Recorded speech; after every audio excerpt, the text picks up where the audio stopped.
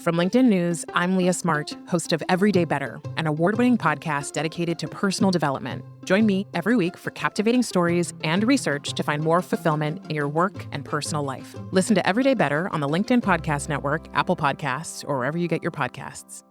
Break language barriers instantly by translating up to 44 languages in real time with the HP AI PC, powered by the Intel Core Ultra processor. With the right tools, work doesn't have to feel like work. Learn more at hp.com/AI PC.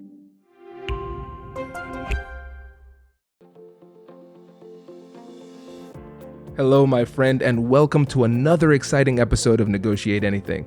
Thanks for joining us today. With over 10 million downloads and listeners from more than 180 different countries, it's dedicated listeners just like you who have made Negotiate Anything the #1 negotiation podcast in the world. I'm your host, Kwame Christian. I'm a business lawyer, mediator, author, and the proud CEO of the American Negotiation Institute. Now, before we get into today's insightful conversation, I have a golden opportunity for those of you who recognize the power of negotiation in your professional lives. Have you ever found yourself wishing that you could navigate those high-stakes conversations with more confidence? Or perhaps you're looking to empower your team with the art of persuasion and conflict resolution. At the American Negotiation Institute, we've crafted specialized keynotes and workshops tailored for those very needs. We've transformed the negotiation skills of professionals worldwide, and we're eager to do the same for you. We believe the best things in life are on the other side of difficult conversations, and our goal is to help you improve your lives and the lives of those around you, one difficult conversation at a time. Don't let another challenging conversation leave you second-guessing. Click the link in the description to discover how we can help you find confidence in conflict, negotiate better deals, and have stronger relationships. Because in the world of business, every conversation counts. And now, without further ado, let's jump into the interview. So Nancy, thanks for joining us today. I'm so glad to be here, Kwame. Oh, we're glad to have you. So how about you just get us started by telling us a little bit about yourself? Well, I'm a sales growth consultant, and I help companies, more specifically the people within them, become more competent and confident in all of their sales conversations. That is the most succinct response we've ever had. Well, I could go on and on, but for your audience, isn't that what they want to know? I mean, I got the stories, I'll tell you, but maybe we'll get into those later. Oh, for sure. Oh, we will. This is going to be good. I'm very excited because this is going to be the first episode where we actually dig deep into a specific skill. And I know you're the perfect person to talk to about this one. So how about you tell the audience a bit about this skill that you're going to teach us? Well, I am going to teach the stop, drop, and roll technique for responding to objections. Very nice. So let's get deeper into that. So what exactly is the stop, drop, and roll technique, and how or when do we use it? Well, let's start with, when we use it. So in sales conversations, that's really what I focus on. My book is Conversations That Sell, and it is about that human conversation that needs to happen often for people to make a decision or to take an action on something that we need them to do next to move them along the process for buying our product or service, which I call our solution. So I don't have to keep saying product and service. We use solution. And along that conversation, no matter how good we are, no matter how effectively we are at collaborating through all the pieces of data gathering and presenting what we can do, typically there's a concern or objection that might be voiced or might be silent. And so it's in that moment that happens. What do we do? What needs to come out of our mouth to preserve all the hard work up to that point in that sales opportunity? Because Kwame, you probably have seen this. A lot of people blow it right at that moment. That's absolutely true. A few times, right. Myself included. Yeah. Me too, right? Because at that moment, we're so invested, and maybe we have what we call happy ears. We really think this is going great and we're going to get that decision and, walk away with that order or that, buy. And all of a sudden now there's a barrier.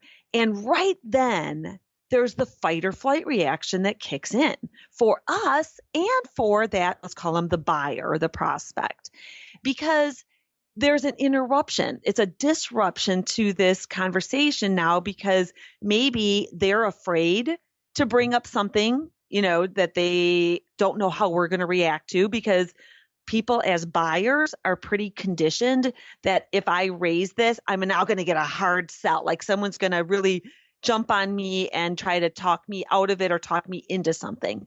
So they've got this, adrenaline flowing, and the sales professional, they've got that fight or flight reaction going too, because we're wired as humans that when we feel we're in danger, we need to fight or flee. So we need to bypass that in the moment that we hear that objection, because with that adrenaline going, the likelihood of us being able to work through that objection is very, very low. And I think that's one of the keys. This is about working through the objection with another person. It is not about handling objections. It is not about overcoming objections, because nobody wants to be handled or overcome, in my view. Now, as a lawyer, you might, have a different approach to that. That is funny. But most people don't, right? Right. Okay, so in that moment, we can train ourselves to use stop, drop, and roll. Now, this isn't the stop, drop, and roll we learned, when we were in, what do you call it? Grade school or kindergarten. Yeah, way back when, where we're rolling on the floor. This is mental and verbal rolling. So the first thing we do is we hear an objection and we have to just stop. And that is train our brain. Stop, pause, and listen. Hear the person out. Don't interrupt, because that's what people do. They want to interrupt and start giving them more information. Stop, pause, and listen. Then we have to, again, mentally drop our assumptions, our agenda, our emotions, and our ego. Then we can open our mouths and roll with acknowledge, ask, and answer. So the first words out of our mouth are an acknowledgement, not that we are agreeing, not that we're going to do anything, simply an acknowledgement that I hear you, it's safe, and you have permission to, go on. I'm not going to fight or flee. So it lessens the reaction on their end, because that's not what they're expecting. We need to acknowledge, that I understand, what you're telling me, or here's what I hear, and we paraphrase back. And there's a big difference between paraphrasing and repeating back word for word. It's been found psychologically, when people have something repeated back to them word for word, they start feeling manipulated. So we need to show that we're understanding with a paraphrase versus a word for word repeat. So we acknowledge what we're hearing, then we segue into asking for more information about what they've just told us. Because for many people, it's a stall, or it's a easy concern that they first raise, and we've got to dig in and find out more about what's coming behind that.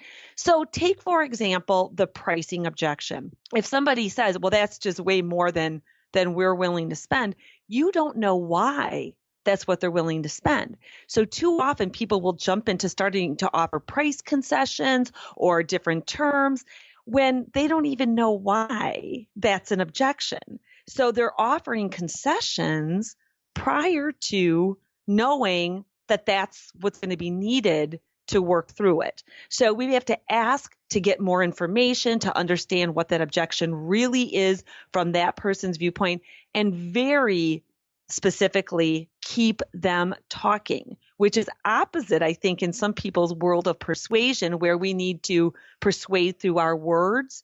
We want to persuade through our questions, because the more that they can discover and talk themselves through it, the easier it's going to be to work through it to a successful outcome. So we acknowledge, we ask, then once we have the information from our ask, now we can answer.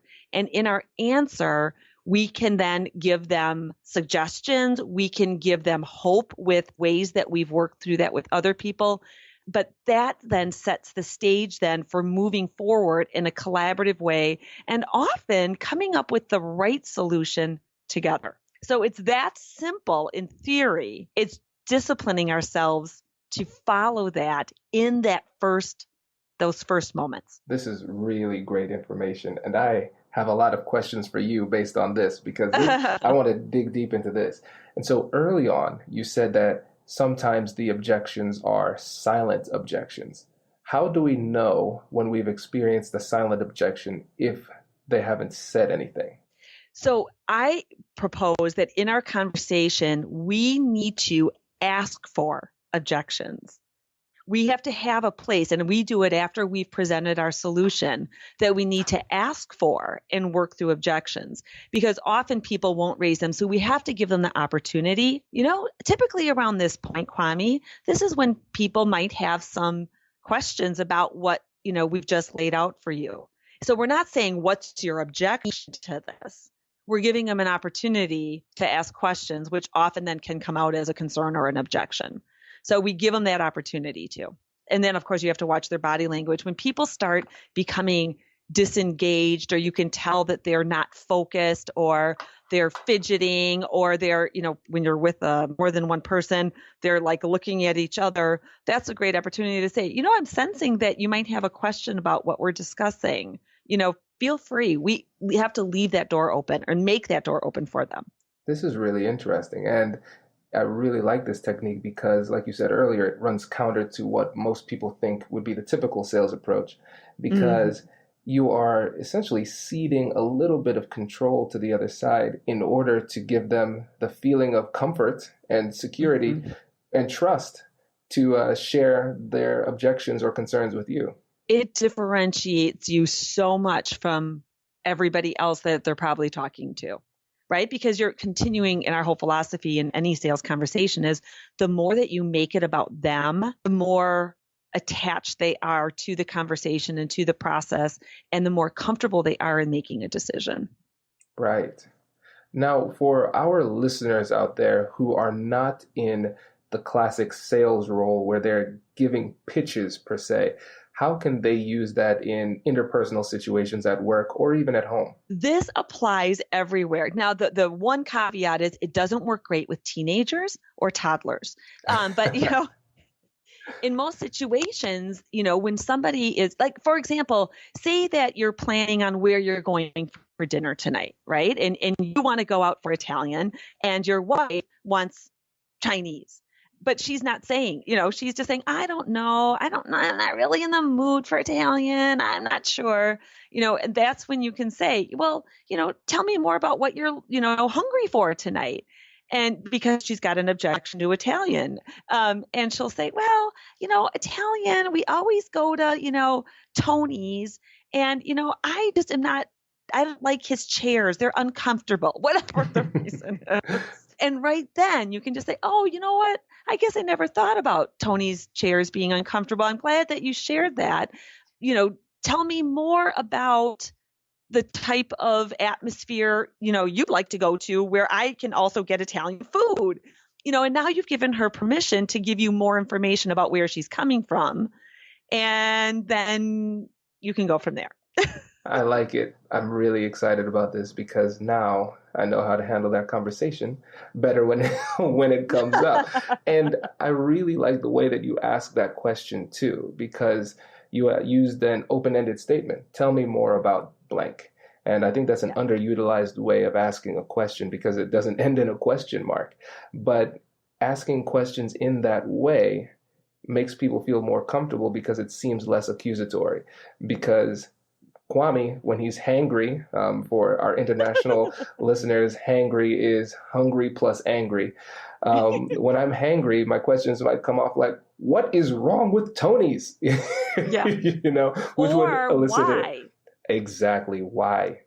And why can come off as kind of aggressive at times, right? Mm-hmm. Well, don't you lawyers use that all the time? We love why. Yes, we love. So, right. So open-ended are questions, what, when, how, but there was those statements, like you said, and actually the publisher and I, way back when I was writing the book, had this big debate that, help me understand or tell me more about aren't questions, or actually requests for information. So you can't call them a question, but like you said, they're a statement asking for information. Exactly. Yeah. And what's interesting too, and I think this is what can be a challenge to some people that are new to this, is that our goal is to find out why, but the best way to ask the question that leads us to why doesn't start with why. Hello, my friends. Before we get back to today's episode, I want to ask you a question. Have you ever wondered how to elevate your team's negotiation game and how you can help the folks on your team have better, difficult conversations? At the American Negotiation Institute, we offer transformative keynotes and workshops tailored to empower professionals with top-tier negotiation and conflict resolution skills. Whether it's a keynote for your next event or hands-on training for your team, we've got you covered. Don't just negotiate. Master the art with the American Negotiation Institute. Click the link in the description to find out more. Elevate, negotiate, and succeed. Introducing the HP AI PC, your powerful AI assistant. Easily search through personal files, gain valuable insights, and make smarter, more informed business decisions. Unlock the future of work today with the HP AI PC, powered by the Intel Core Ultra processor. With the right tools, work doesn't have to feel like work. Learn more at hp.com/AIPC.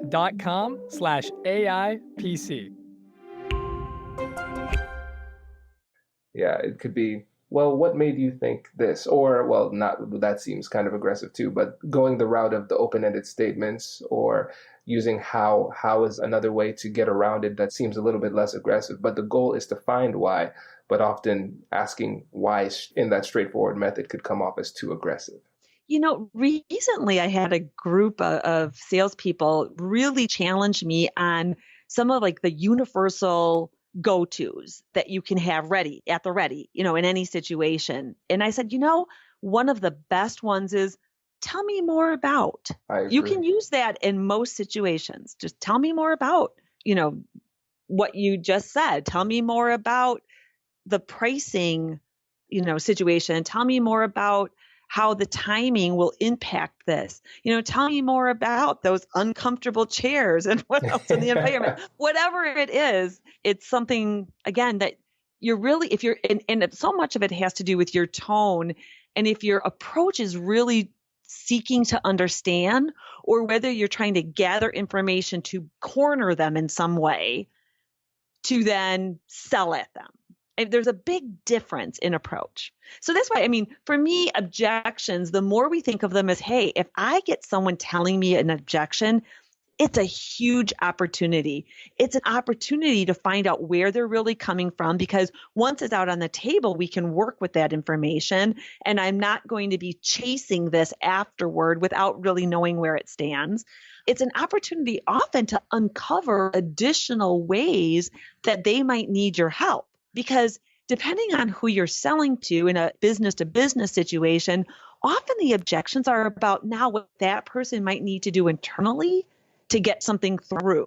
And so you might find out about other decision makers that didn't, come out earlier. You might find out more about the process that they're going to take to make that decision.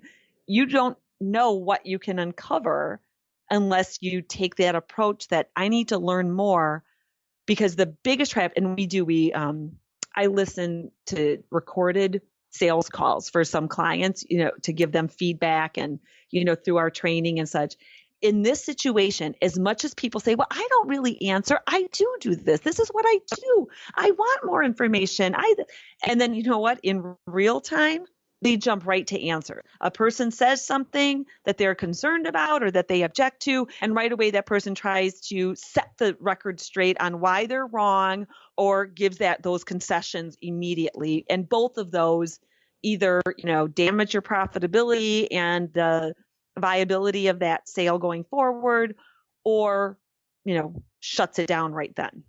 Exactly. And when you make the mistake of trying to answer without fully understanding the situation, you end up solving problems that might not even exist. And so to the point you made before, they might just start making monetary concessions when that really isn't the issue, thus hurting their margins. Exactly. So let's get into the most fun part of this conversation, the part that I have been waiting for this whole time. And this is going to be our role play activity. And so this is the first time ever on the podcast that we're going to do a role playing activity, because people would say, hey, Kwame, this information is great, but what happens if the other side doesn't play nice? What happens if I run into objections? Those type of things. So you gave a really great example using the interpersonal situation of where stop, drop, and roll could work successfully. But maybe we can move into a sales example, and I can be the prospect and you could be the salesperson, and we'll see how it works if somebody's being a little bit difficult. I just have to give this caveat. When I agreed to this, I didn't really think it through that you're a lawyer and that this could be like the most challenging thing ever. But no, I'm good. What's the situation? Okay. So let's say you are selling, let's just go with widgets as the classic non-existent thing. And so I'm a corporation. I want to buy your widgets wholesale so I could retail them. Okay. So let me just say this. You are a person, not a corporation. So what's your role? Very nice. And that is an expert level question. So I would be, let's say I'm in procurement. Okay. So procurement people are trained to like make salespeople sweat. Yes. So I picked the perfect person. But I think that that's an important thing to think about when you're thinking about objections or when you're getting ready for them, is that too often we forget that we're talking with a person, right? We're not talking with a corporation. In that moment, it's a person that we're speaking with. That is a brilliant point. That is quotable for sure. I like that. Yeah. That's really good. It reminds me of I think I heard it this morning in a book I was reading. They said sometimes we are so focused on being a high-level professional that we become low-level humans. Oh. Yeah. So that's profound. Yeah. So the timing is perfect. I like that. Okay. Perfect. So all right. And then we have to set the stage a little bit more. So this is not like a cold call to you, right? We've already had a discussion. I've already explained to you maybe what we can do and how we can provide the widgets. And now you got your objection. Yep. All right. So let me go this way. Okay. So Kwame, as we've discussed, we're going to be able to provide you this pallet full of widgets every month as you need for $1,200 a pallet. $1,200? Yes, it's $1,200. I sense some hesitation, in that. Tell me more about your thoughts. Yeah, here at Kwame Corp, we value providing our loyal customers with the highest value products at the lowest price. And so with $1,200, it's just going to be difficult for us to provide that value while still claiming the margin that we would like to have. All right. Well, providing value is such a different connotation to different people. And so I understand that, providing that value to your members is why you're in business as a wholesaler.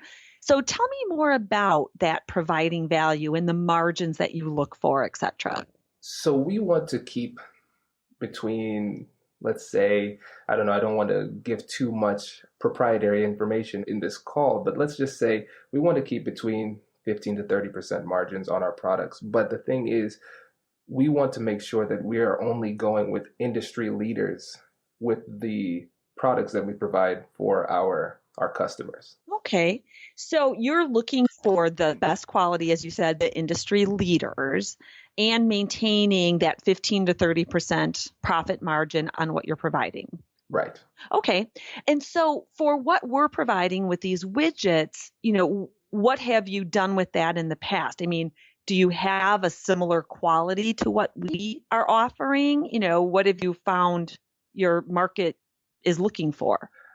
we've had some situations in the past with our widgets where we were concerned about the quality. And ever since that incident, I don't want to name any names or anything like that, but after that incident, our CEO has been just a stickler on the quality of these widgets. So I know for me, there's a lot of internal pressure to make sure I'm making the right decision, because the CFO is going to get on me if the numbers aren't right, but then the CEO is going to get on me if the quality isn't right. So really, I guess my job is to keep the CEO happy first. So quality is the biggest concern. So we're shopping around trying to figure out who is the best in the industry first. So from what you have been shopping and the quality that you've seen from our widgets, I know you've really dug into all of the specs and such. How does ours stack up to what else you're looking at? I know I'm trying to say this without giving away the name of the competitors that I'm talking to, but I would say you are number one or number two. Okay. Well, that's encouraging. That's encouraging. And so, if we are the top quality or even number two in this situation, what value is that, for your members? How do you place a value on what they're going to be willing to spend? It's a difficult question for this fictional scenario. So what I will say is really let me put it this way. My customer is the CEO, and whoever can prove to me that they have the highest quality and focuses more on the quality, that's really what would sell me. Okay. All right. And so, you mentioned that the price, that was what your first reaction was. What you're saying really is the $1,200 a pallet might be more palatable if the quality is of the level that your CEO is looking for. Exactly. If we can prove, if there's something that we can prove using objective measures that the quality is top notch, I think we would be able to swing 1,200. But again, it comes down to that question of quality. Okay. Well, Kwame, the goal of us helping you then is to get that right product to your CEO. And so, you said you need objective data, on this. What type of data do we need to pull together that's going to help you make your case internally to him? Well, first, I'd want to see a following, because of course we have marketing. We market to our customers, but we want to bring in products that already has a following, so we could possibly bring in even new clients or new customers to our store just by carrying you. So seeing a social media following would be huge. Seeing growth in your company would be very important as well. And also seeing great reviews. If we can see on various objective websites, like let's say Amazon, that your product has a number of sales over 4 stars, I think that would be sufficient. All right. Well, I know I can pull that information together for you, because you're not asking just about the product. It sounds like it's going to be important to show that we as a company are on a growth path and have that presence and branding so that it's easier for your sell-through and bringing in new customers. Exactly. Here at Kwame Corp, we don't associate with losers. So, so if you could bring me that information, I think we could have a deal. All right. So we can end this role play, but from there, of course, we would go on to schedule what's our next follow-up, what information exactly I would provide you, what's the time frame, and where I would go there is, let's get the CEO in on that meeting. Smart. And tease that out a little bit more. Why would you want the CEO on the meeting as well? Because you let me know he's the real decision maker in this. Exactly. That's perfect. Yeah, you did a great job. And the timing was really great because you weren't rushed. A lot of times when we're under pressure, we rush, and that's where we make mistakes. And and the questions were great. You had me on my toes. You really came up with some details. Here's the thing about the whole not being rushed, and that is, as you just said, such an important thing. People will say, well, gosh, if you follow, acknowledge, ask, and answer, you're giving up control. And I believe that's how we're taking control, is by slowing things down. Because at that point, people do rush, and that keeps that adrenaline going. It starts causing some mistrust. It's a false sense of rushed.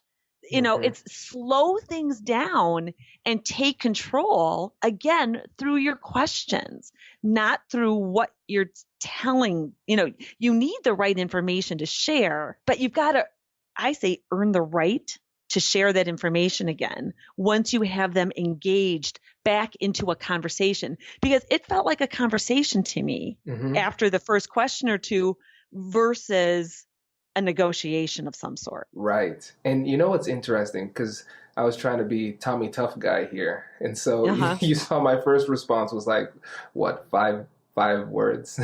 Yeah. And I was trying to hold back as much information as possible. But because you asked such great open-ended questions and open-ended statements, I guess I should say too, and because you paused and gave me time, sometimes I was done saying what I wanted to say, but there was still space that you let me fill with more words.